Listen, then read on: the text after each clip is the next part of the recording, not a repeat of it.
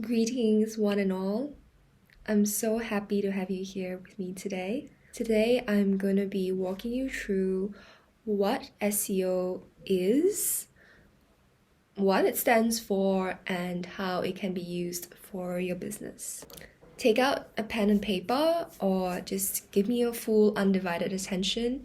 And by the end of this, you will definitely walk away with a much clearer understanding of what SEO even is. So, short for search engine optimization, SEO is the digital journey of getting your website found easily and quickly on a search engine and get free leads and web traffic along the way. With more than 58% of all website traffic coming from Google, it is a wonder why not more spiritual and conscious entrepreneurs, companies, and coaches utilize this very special technology in order to get their businesses seen on the web outside of your usual forms of marketing like Instagram and social media.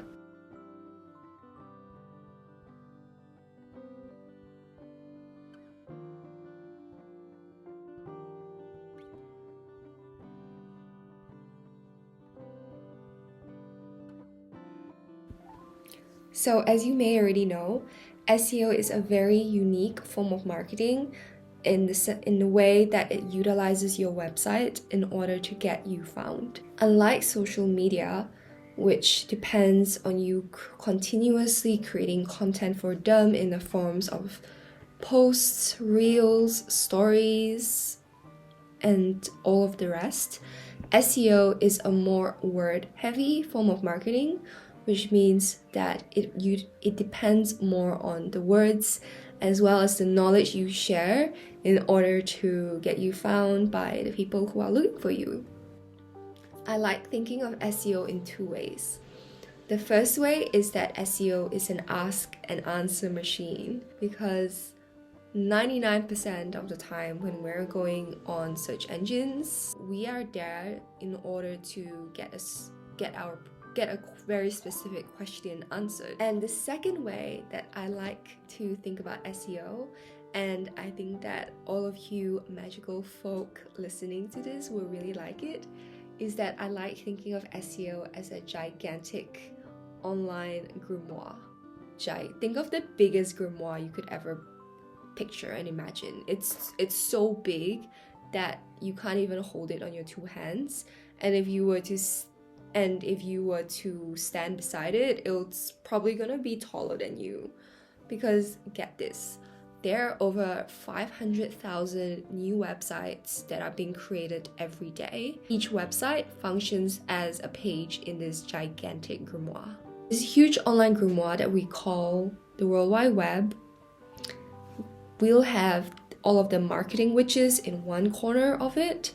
We'll have all the herbalism witches on the other side of it, and we'll have the self-help witches on another side of it, and then lastly we'll have the evolutionary astrologers put in another section of it. So when someone goes on Google to search for herbalism related terms such as what are the best herbs to work for luck or love, or what's the best time on Sunday to work with Circe, it is likely that Google will be serving them the herb witches websites out of the huge grimoire that is Google. And so this is Google's whole job.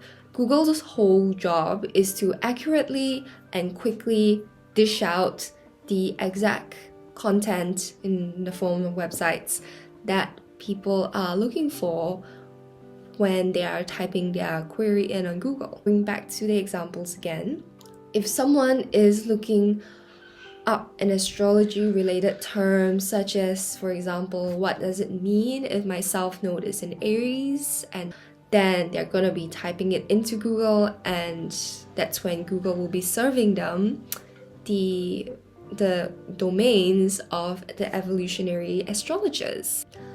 The problem that I see here now is that there's just not enough evolutionary astrologers or witches or just anyone magical and interesting and wonderful that are even on Google to begin with. So this is what I hope that this channel, as well as my entire business, will be here to help to shift and to change, hopefully, because I think that, well, for me, for one, I think that you all possess such a great deal of knowledge, and that it deserves to be shared on a platform that is more than just Instagram. Because first of all, Instagram is very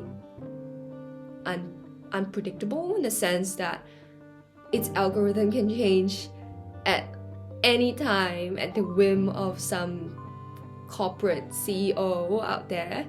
And secondly, Instagram is also not very searchable. I think that all of you have something really special to share, and I also want to assure all of you that there are people looking for your content. So get on Google. It will be worth it. Now we're going to be looking at some of the benefits of SEO. The first benefit of SEO is that it is highly long lasting, which means that every time you are making a post for SEO, you are also making history. When you create a blog post that is specifically targeted for a keyword that you know that your audience is looking about, and that provided there are not a lot of competitors out there, it's likely that your blog post will still be on the first page even 50 years or even 150 years into the future. That's the amazing thing about SEO. It's so long lasting, and even though it might take a bit of work in order to get the texts and all the content up to begin with, it still is worth it in the end, just because of how the lifespan of your content, just how long it is. Compare that with social media. An Instagram post has a lifespan of 72 to 48 hours. That means that in order to keep up your presence on Instagram, you're going to always have to create more content, which is fine for some entrepreneurs, but for some that's just simply not sustainable. That's it for part 1 of this series of delving into what SEO is.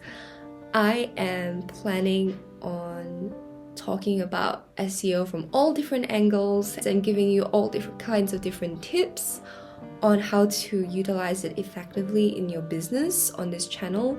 So I hope that you'll like and subscribe, and stay tuned for part 2. Before I go, I'd like to leave you with a little question.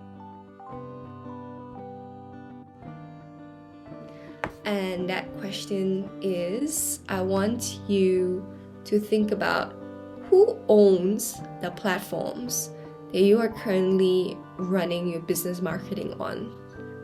Does that platform belong solely to you, or does it belong to someone else?